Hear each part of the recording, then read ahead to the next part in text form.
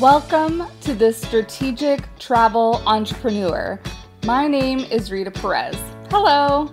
I've been a travel advisor for over 10 years and am navigating this winding road of entrepreneurship with you. I created this podcast because I wanted to share all the things I've learned from leaders both in and out of our industry that I really wish I would have known way back then. But alas, the important thing is I'm aware of them now, and I want you to be too. Ready for this week's show? Let's jump in. Hello everyone. Welcome back to the podcast. So nice to have you here per usual. Happy Friday. I'm recording this on Thursday, but I cannot wait for today. I was a little bit absent on the podcast because if you did not know, Host Week happened last week, and Host Week was a flippin' fantastic event put on by the team over at Host Agency Reviews, and I actually assisted them this year as a speaker and sponsor coordinator with all of my background, doing my own virtual event called Prep for Wave Week. I have done it for 2 years, and Host Week has been a thing for about 3 years. So it is super cool to be working with like-minded people within the travel industry who have similar goals of just really uplifting this industry. So if you haven't tuned in, the recordings are available on the Host Agency Reviews YouTube channel. It is freaking fantastic. So I highly recommend that you tune in to the recordings because there is fantastic educational spots. I did do an edgy spot on Monday if you wanted to check that out, all about utilizing LinkedIn for client attraction within your business. Which kind of leads me into today's topic, where I am discussing why you may not be making money in your travel business currently. And I'm going to come at this from what I have diagnosed as to why I wasn't making money and just within my travel business. And I feel like if I am thinking about the first thing about why I wasn't making money in my travel business, it is because I was relying on friends and family to spread the good word of my good name, and that just didn't happen. And so when we're thinking about reasons or trying to diagnose why you are not currently making money within your travel business, are you relying on other people to do the work for you? Because I know I was. For many years, I figured that if I just posted things, people would share things or people would want to book with me. And that is just not the way that business works. You have to being in sales is an active sport. You cannot just be sitting on the sidelines waiting for things happen to you in this business or in any business that you have, unless you've gotten to the point that you've been talking to so many people out there that you are a commonplace name and people just know you are synonymous, with travel, I need to book with so-and-so. So if you are not at that point, you're probably making money if you're at that point. So you may not need to listen in on this unless and that's why I say there's a couple different reasons why you might not be making money. And I think the first reason is that you are being passive and you are not talking to anyone. And so that is why when we're talking all about attracting ideal clients, that is not my preferred terminology, because attracting means that you're like a magnet waiting for another magnet to come around and be attracted to you. And you just cannot wait for that to happen. So who are you talking to? If we're talking about this specific pain point and how we can diagnose and course correct that you can start making money, if you are not talking to anybody in your business, / if you're talking to the same people And if those same people are not converting / referring you for your business, you need to be talking to new people because what you are doing is currently not working. And I think like that's finally like where I had gotten to the point in 2020 / end of 2019 where I was like, I'm going to do things differently and I'm going to get out into the community and be more visible in my community. And then that kind of backfired on me since nobody was getting out to meet people around then. But that is also a huge reason why people are meeting people differently now, especially doing a lot of things virtually. So I do not want you utilizing the excuse that maybe you're too introverted and so you don't want to like do the whole networking thing in person and all that, because there are so many different ways that you can connect with people virtually nowadays, especially if you are active on LinkedIn and if you're making solid connections with people. That just needs to be part of like your daily habits, your daily repertoire. If you are brushing your teeth and taking a shower every day to maintain your personal hygiene, you also need to be talking to people within your business and getting to know different business people for your business hygiene. That is just a thing. If you do not like meeting people, creating relationships with people, this is probably not for you. This is not the business for you, because you do like relationships are a huge thing, especially if you want to build a more high ticket luxury clientele. People are not just going to be randomly dropping hundreds of thousands of dollars if they don't know who you are, what you stand for, what your opinions are on things, and where your expertise lies within the travel industry.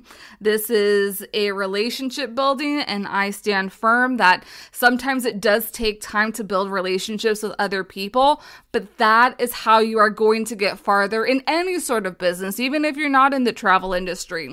It is the relationships that are going to carry you.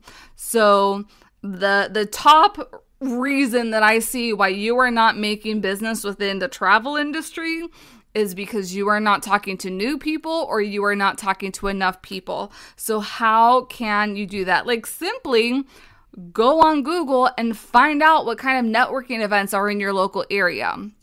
That is probably the simplest thing that you can do.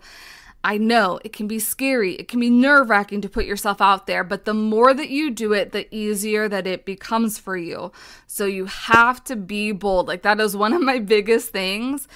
Being a business owner in itself is a bold action. You are going against the grain of what so many people do, which is get a job and work a job for the rest of their lives. They are 40, 50 years with one company or with multiple different companies. That is the safe thing to do. And I'm not knocking on that because that does provide a lot of security for a bunch of people. But if you have decided to be a business owner, you have also decided that you wow, this is going to be a little controversial. You're okay with not doing the safe thing. And not doing the safe thing means getting out of your comfort zone. That's just a part of being a business owner. If you are uncomfortable, you're doing something right. You're moving in the right direction. I would also say in these terms that you're not talking to anyone or you're talking to the same people, that you may also be talking only to a cold audience rather than a warm audience. And talking to a cold audience is going to convert much slower than a warm audience. So what's the difference between cold and warm? Cold people know you. Cold people do not know you. Warm people do know you. They have already built or established some sort of relationship with you, whereas cold people are just meeting you for the first time. And I think a really good example of this is when we're talking about traditional social media routes. And traditional social media routes, I would also say, are more of like keeping that, like warming up your system. But I also see a lot of where you're posting things And it's not necessarily helping you garner new attention or new attraction. It's just to the people who know you. So a lot of the tactics that you know for social media isn't going to grow your audience. It's going to warm up your current audience that you have, which is great. It serves that purpose. But again, then we go to, if you have been putting out lots of content to this warm audience and they are not converting, that means you are not making money, which means that there is another issue that's out there. You have some sort of sales issue. There's a hiccup in your sales system, because if you are talking to the right people, utilizing their language, if you've perfected your messaging, if you really understand who your ideal audience is, it should not be hard to convert them. So there is some sort of disconnect. Maybe you're trying to sell the wrong sort of travel product to them. Maybe the travel product that you are trying to sell, you have the wrong audience for. So you need to tailor that. You need to tailor your messaging, or you need to tailor where you're at. Maybe you are utilizing a platform that they're not even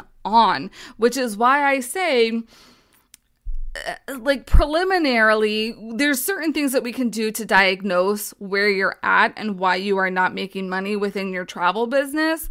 But there are things that you also have to evaluate within there. So you know the problem. You're not making enough income based on the goals that you want.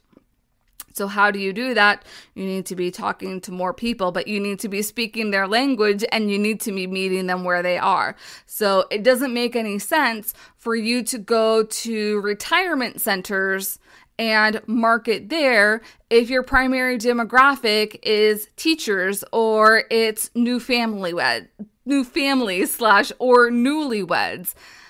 There might be some of those people at retirement centers, but that's not necessarily the demographic. Even like if I'm thinking retirement centers, there may be a certain type of retirement center. Like, it may not be that you go to all the retirement centers. Maybe you go to retirement centers or retirement communities where they are super active, because you want to be selling more like expedition trips and active tours and all that, like organized adventure.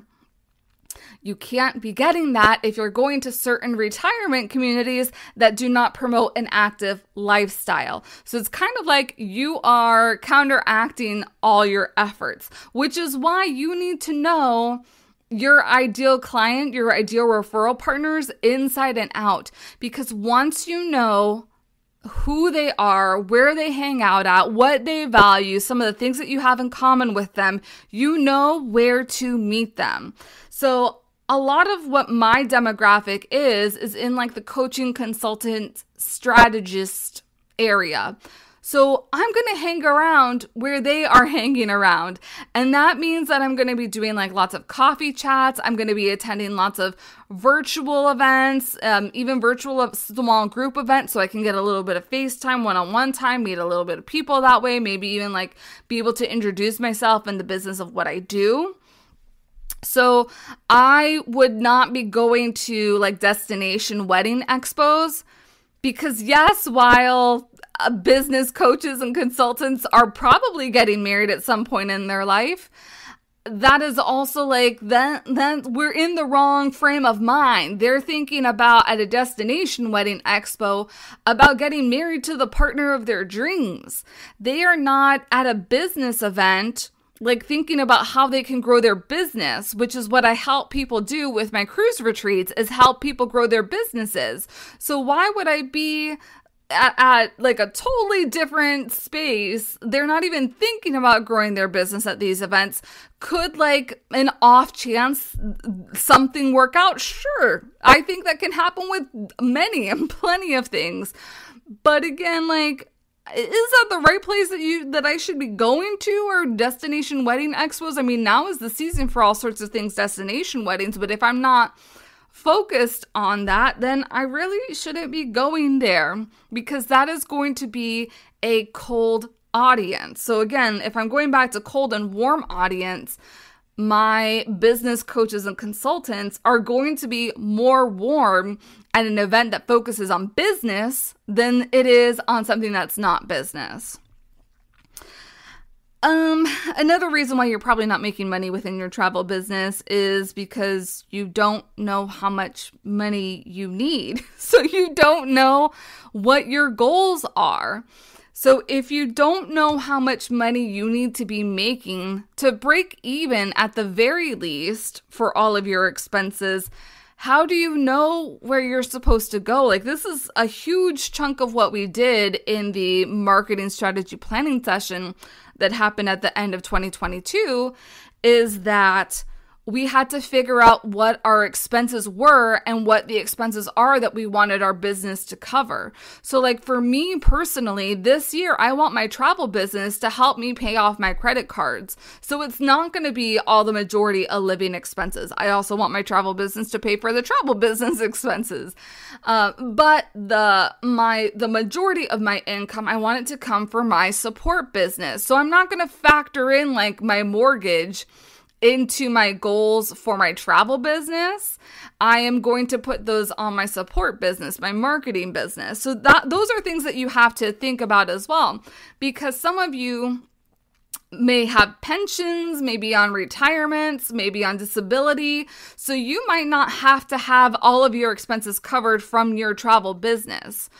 We need to figure out what the number is that you need to cover. Some of you have extra expenses. You have children, you have childcare, you might have lawn people, pool people, and all that kind of like home maintenance stuff that your business needs to pay for so that you can relax a little bit on your home life. So what are these expenses? I know lots of people like to say the certain 6-figure number out there, but is that exactly how much you need? Because I know so many of you just want to work part-time hours because that's all you need is part-time income. Other of you want to work part-time hours and get full-time income. So, and full-time meaning that they need to pay all of your expenses. So you need to determine that, because once you know what are the expenses that you need to cover, then you have your yearly income goal number, and then you're able to break down everything else.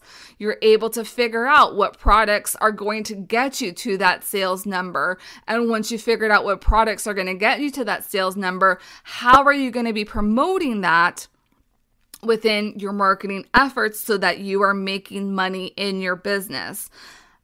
In alignment with that is that you are not checking in on your goals. And I will say I'm guilty of all these things. These are the exact reasons why I was not making money in my travel business.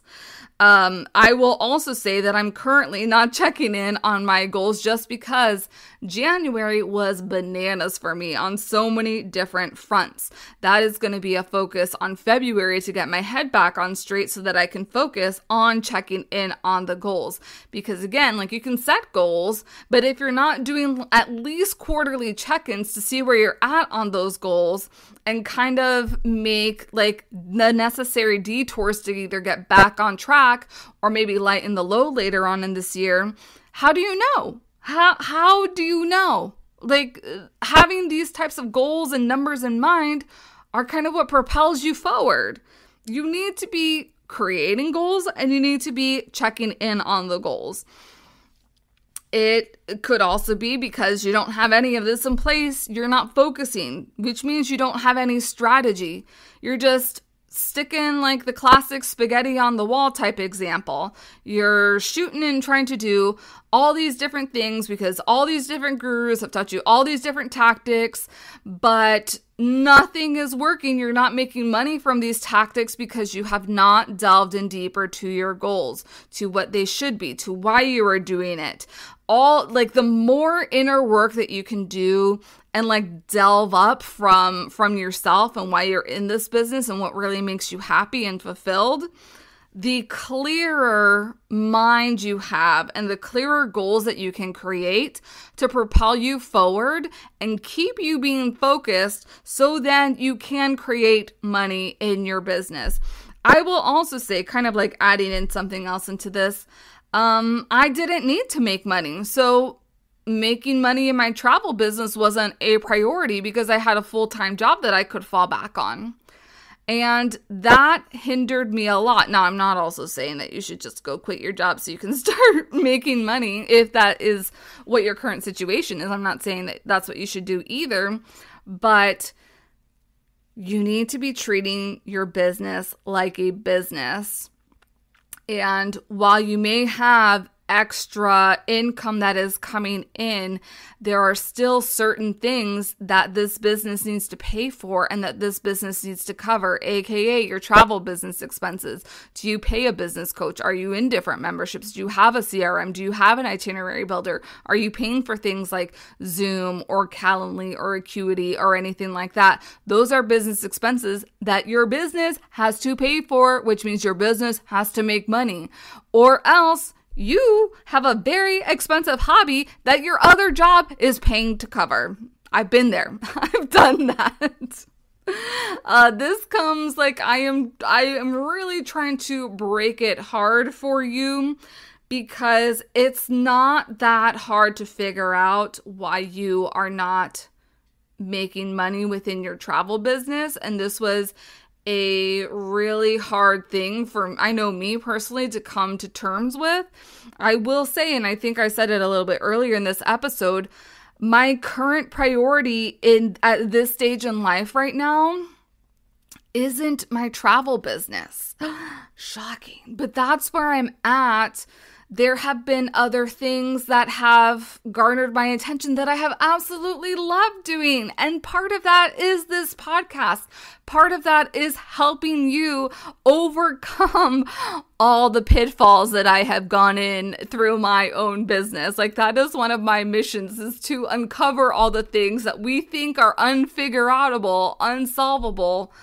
And we think that all these big wigs and these people that are making lots of money are able to sustain income, have it all figured out. But in reality, nobody has it figured out. The difference between those people that are making money and those of us that aren't or haven't or didn't used to make money is that they are taking action, and they are typically taking imperfect action, and they are talking to everybody. They are talking to so many people because that's what it takes. Everybody needs to know about you, and everybody needs to know about what you do. If you think you have talked up your travel business enough to everybody, keep doing it and do it more and do it often, because what you're doing is not enough. Like, you need to be talking about it often. Like, you want your people to be sick of you, so sick of you that they understand everything that you do. And if they don't want to work with you, they can be like, yes, my friend Rita, she's been talking about travel and she sells river cruises all the time. And you just mentioned river cruise and I don't like river cruising, but you should book with her, or you should talk to her. Like, that is how much you should be talking about what you do and how you can help people. Like, do not ever be afraid that you are talking too much about your business. Trust me, it is not enough. And then I would say the last thing is that there is fear. And I have experienced, and I still deal with this, is both fear of failing in this business, but also fear of succeeding in this business. Because what does that mean if you have succeeded? Like, people actually want to work with you and pay you and give you money. So you actually have to deliver exceptional service to them so that they keep coming back and that they refer you to other people. That can be scary. Like, figuring out that you've gotten it right can be scary. And I feel like that's a normal thing because many of us with, I would say, whatever, either childhood or generational wounds, we grew up thinking that we will never make it because we were never good enough.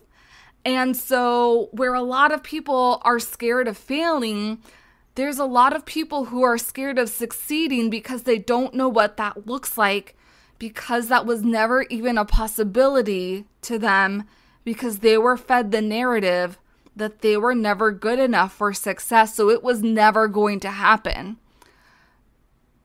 Woo, that's a big one. I know that is a big one for myself and something that I've had to combat. And that's also why I say you just need to be bold. Just do it. You don't know how you're going to do it. Well, just do something. Something's going to work out. And if it doesn't work out, then that means it's not going to succeed. And what happens from there? You just keep trying other things out.